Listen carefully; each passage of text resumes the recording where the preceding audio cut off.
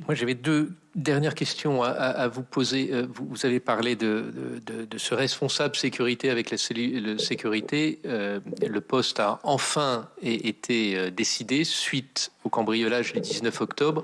Je précise que c'était la première préconisation de l'audit remis début 2017. Donc il a fallu 8 ans, un cambriolage spectaculaire pour créer ce poste. On n'est pas sur une problématique budgétaire, on n'est pas sur un problème d'appel d'offres. Et pourtant, entre-temps, il y a eu les Gilets jaunes, il y a eu la préparation des Jeux Olympiques et puis le schéma directeur.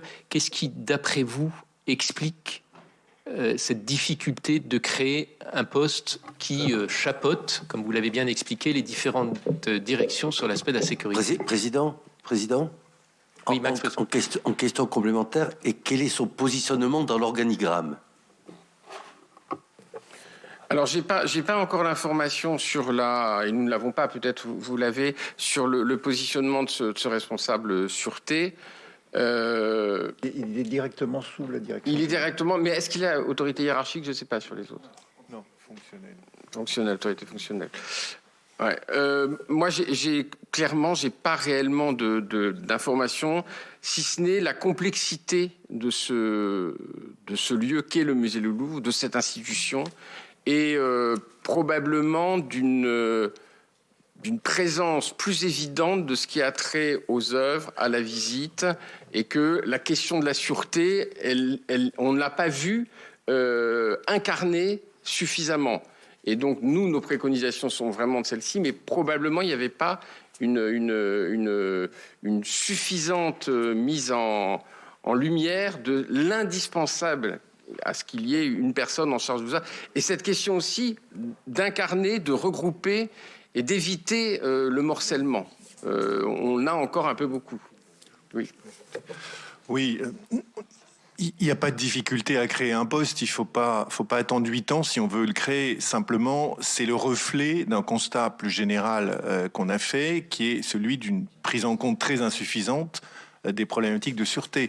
Et en particulier, on a, parmi les dysfonctionnements, on a fait le constat d'une double sous-estimation.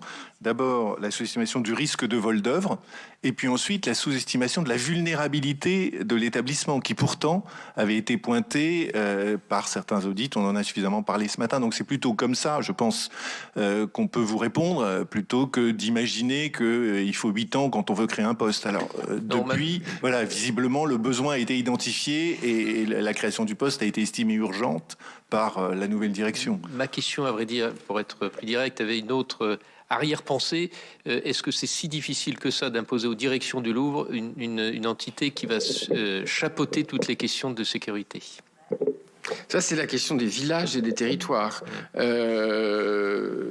encore, je fais appel à ma mémoire pendant 4 ans.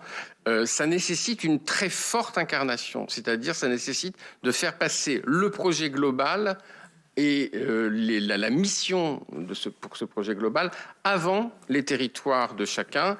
On l'a dit, la question de la sécurité, de la sûreté, elle est morcelée aujourd'hui entre plusieurs directions. Je crois que la solution n'est pas encore trouvée. Est-ce qu'il faut une direction qui regroupe tout le monde? Est-ce qu'il faut une autorité fonctionnelle? Peut-être qu'aujourd'hui, ça va être moins difficile qu'hier d'imposer ce positionnement d'un responsable de la sûreté. Parce qu'on a vu le drame et les agents, enfin, je le redis parce qu'on en a été frappé, les agents du Louvre vivent terriblement mal, tous d'ailleurs, quels qu'ils soient, de la présidente à toutes les personnes qui travaillent dans ce lieu, sont complètement traumatisés. Donc je pense que c'est vraiment le moment d'agir.